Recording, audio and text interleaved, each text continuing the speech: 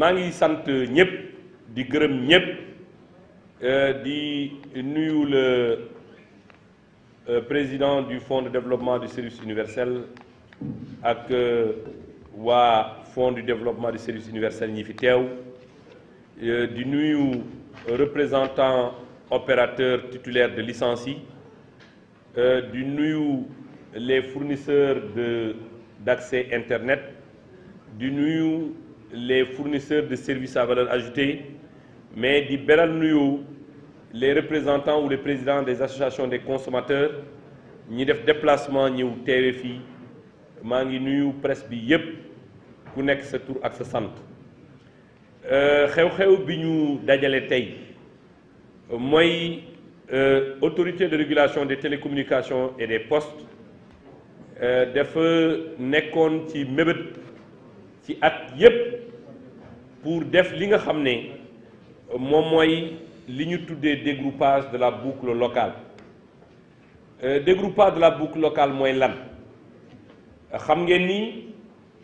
Sonatel mooy opérateur historique bi nga xam ne dafa amoon infrastructure bi nga xam ne moom mooy l'infrastructure filaire infrastructure filaire boobu amul benn opérateur bi ko am donc bu ñu sukkandikoo ci li nga xam ne moom la yoon digle mooy bu ñu amee li nga xam ne moom la ñuy tuddee ressource essentielle ressource essentielle mooy li nga xam ne duplicabilité bi du yomb maanaam pour defaraat yu mel noonu du yomb sur le plan économique ak sur le plan technique dañuy def li nga xam ne moom mooy li ñu def nii ubbi pour que ñeneen ñi nga xam ne amuñu ko woon mun ci jot mais balaa ma ci sori bëgg naa ñu xam fan lañ jógee ak lu tax ñu def loolu boo seetee Sénégal ñu ngi am à peu près 10 millions de clients internet ci biir 10 millions yi 98% yépp internet mobile la ñuy jëfandiku ça veut dire que internet fixe mu nekkoon aussi loo xam ne population yi mënoon na ci jot muy particuliers yi domicile yi entreprise yi waroon nañ ci jot tey 2% la maanaam à peu près 115 000 clients lañ ci am loolu nag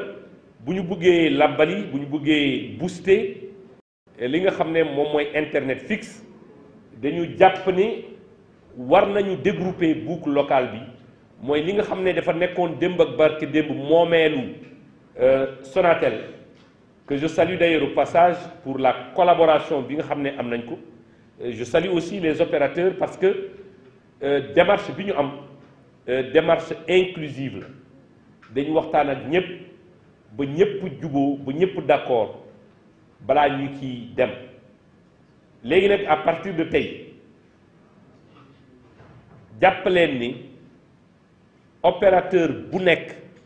bu ko neexee mun na am li nga xam ne mun na jox client am li nga xam ne moom la ñuy wax ADSL Tigo su ko bëggee tey mun na ko def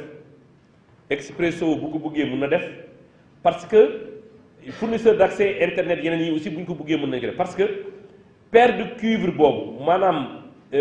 fil yooyu nga xam ne Sonatel yenn yi def ko suul yenn yi mu nekk ci kaw tey yépp di daje ci au niveau de ces centraux su fekkente ne am na kenn ku ko ci soxla ci opérateurs yi moyennant tarif yi nga xam ne moom la ñu wax mun nañ ko am pour ñu jox ko seeni client loolu mooy solo su ndaje mi mu nekk nag lu am solo parce que dina multiplier offre yi ñii mun a offrir ADSL mun nañu nekk benn la ñu woon mais mun nañu nekk léegi 6 ñoo xam ne war nañu mun a su fekkee ne am nañu benn client bu bëgg def ADSL mun nañu waxtaan ak ñoom proposer leen ay tarif buñ d'accord ci tarif yi ñu dem ci Sonatel ñu ne ADSL nag pour nga mun ko def il faut nga am paire de cuivre bi il faut nga am fil bi comme man nag awma fil te ARTP nee na mun naa ñëw léegi ci fil yooyu nga am te utiliser wuloo ko nga jox ma ci fil yooyu ma jox ko sama client weer bu nekk ma lay fay nangam loolu soxla woon nañ ko te ci pays Afrique yi nga xam ne ñoom ñoo ñu wër Sénégal rek moo ko defagum mu nekk lu am solo parce que projet bi yàgg na waxtaan bi léewatoo bi yàgg na waxtaan ak Sonatel bi waxtaan ak opérateur yi parce que ndey mbili yi mooy Sonatel ñu ngi rafetlu bi ñu arrivé tey ci cëppaandaw li ba Sonatel mën a proposer ay offres techniques et financières yi nga xam ne waxtaan nañ ci bu jubóo ci te ñeneen opérateurs yëpp xam nañu offre yooyu suñ ko bëggee dañu dem Sonatel ne Sonatel jox ñu nangam ñu jox ko suñu client voilà benn levier bu am solo boo xam ne ARTP introduire na ko tey ci sunu réew ñu ñaan acteurs yëpp ñu jouer le jeu parce que client bi daf ci war a gis boppam internet bi njëg bi dafa war a wàññeeku offre yi dafa war a bëri choix yi war a bëri donc loolu moo tax ci li nga xam ne moom mooy dégroupage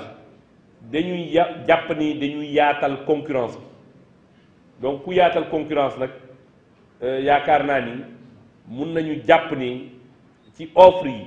en fonction des offres ku nekk mun na dem choisir ku la neex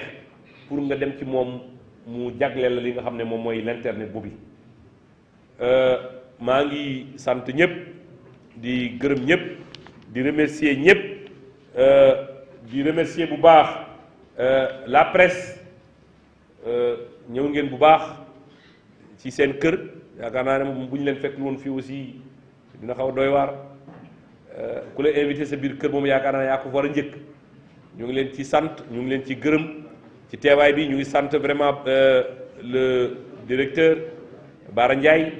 ci occasion yi ak facilité yi ñu defal pour que ñu mun a organiser lu mel nii